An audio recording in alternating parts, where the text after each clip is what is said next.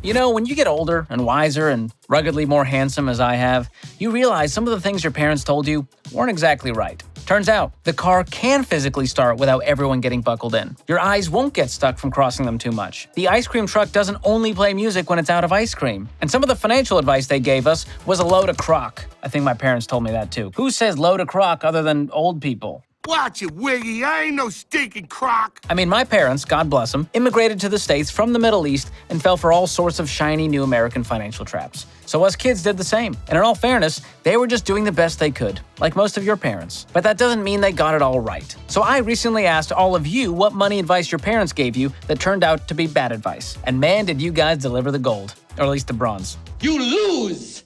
Good day, sir! So today, we're looking at your own misguided financial advice stories. But first, I'm dedicating every like and subscribe on this video to the OG Camels, May and Max. So help me make my parents proud and convince them I have friends. My mom watches every episode. Love you, Mom. I know I missed that call. I'll get it back to you. I'm busy. I'm working, Mom. Plus, while you're at it, make your parents proud by sharing this video with them. They love it when you watch family-friendly content. All right, let's get to the advice. They told me to buy the most expensive house I could qualify for because according to them, even if I can't afford it and retire with a mortgage, quote, I still got to live in it all these years. Here's the problem. The bank is always happy to loan you way more money than should be legally possible. And what do? You go, well, the bank said I could take out a $500,000 mortgage. They know better than I do what I can afford. Wrong. So here's what you need to do. Your mortgage payment should be no more than 25% of your take-home pay. That will help dictate how much house you can get, how much down payment you need, and by the way, always stick to a 15-year fixed rate. Because if you've seen our boomer parents, they're still paying off mortgages 30-plus years later because they did 30-year loans, they're doing HELOCs, they're doing second mortgages. Avoid all of that. I want you to retire with dignity, not with debt. No digging out there. Huh? Next up, KMC1316 said, my mom filled out a credit card application for me without even asking right after my 18th birthday. Maybe she thought she was helping? I've been in debt for the last 20 years, basically. Oh gosh. Yes, this comes from the idea that parents are like, well, you gotta have a credit card because you gotta get your credit score up because that's how you're gonna be financially successful. Except that all of that just shows your relationship with debt. That's all your credit score does, that's all credit cards do, and you can buy the same stuff with a debit card. Here's another trend I've been seeing that's frightening. Parents are adding their children as authorized users on their credit card at 3 years old so that once they're 18, they can have great credit. They'll be blessing them with this amazing credit score. Except that most parents end up screwing up their kids' credit accidentally, and now their kids have a mess to clean up as they enter adulthood. So parents, stop telling your kid to get a credit card. Instead, show them how to use a debit card and cash responsibly. You let them live their lives. They're adults, for God's sake. K.Ember said, quote, be sure you can afford your monthly credit card payments, rather than, quote, be sure you can afford what you buy and pay for it outright.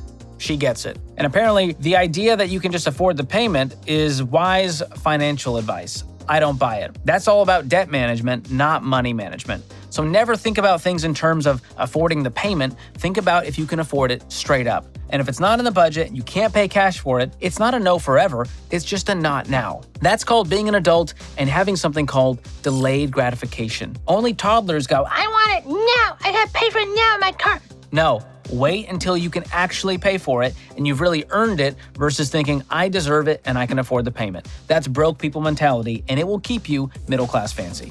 Upper middle class. All right, next up, Kimber9758. Back in 1989, they told me not to listen to George Kamel in 2023. I knew they were wrong. He's the best. Thank you. What a sweet soul that your parents somehow knew me when I was a newborn and was like, this guy's gonna grow up and be a YouTuber one day. Don't listen to him. He's full of crock. I don't even know what a crock is, but I'm definitely not full of it. All right, moving on. Irish QT07. My grandparents raised me after my parents divorced. My grandma taught me how to, quote, rob Peter to pay Paul with my bills. It has gotten me into trouble more than once. All right, best username of the day by far. And if you don't know the phrase, rob Peter to pay Paul, in the money world, it basically means I'm gonna pay off one debt using another form of debt, thinking I've actually done something. This is a really bad plan, and we see it all the time. People taking out a HELOC to pay off the car. People paying off one credit card with a 0% credit card to try to move the debt around. Doing debt consolidation to think you've done something. All of these are bad plans. Instead, use the debt snowball, list your debts smallest to largest, and then start attacking the little one with a vengeance while paying minimums on the rest. That's a surefire way to get out of debt once and for all instead of robbing Peter to pay Paul. I'm a poet and I didn't even know. George, stop. All right, before we get to the next one, let's take a 53-second break for a quick word about this episode's sponsor. This episode is sponsored by BetterHelp. Hey guys, it's George. You knew that. Sometimes this time of year can get a little rough. The sun goes down sooner, you don't know whether to wear long sleeves or short sleeves, and if you don't like pumpkin spice, well, you're just praying for peppermint season to get here. You see, it's rough. But seriously though, if you struggle with seasonal blues and not the kind with an A7 chord, it's natural to feel some sadness or anxiety about it, and that's okay. A lot of people get down this time of year, but adding something positive to your routine can help counteract some of those feelings. Therapy can be a bright spot in all of the stress and change, something to look forward to make you feel grounded and to give you tools to manage those feelings. So if you're thinking of starting therapy, give BetterHelp a try. BetterHelp is flexible because it's online, so it can fit your schedule. Just fill out a brief questionnaire to get matched with a licensed therapist, and you can switch therapists at any time for no extra charge. So find your bright spot this season with our friends at BetterHelp. Visit BetterHelp.com/George today to get 10% off your first month. That's BetterHelp.com/George. All right, let's get back to it. All right, we're back with more bad financial advice from parents. Save money, but don't invest it because you're gonna lose it. What? Okay, let me try to gather what his parents were saying here. Save money in a savings account. Don't invest the money because there's more risk with investing than saving. I understand the principle. Here's one problem: inflation.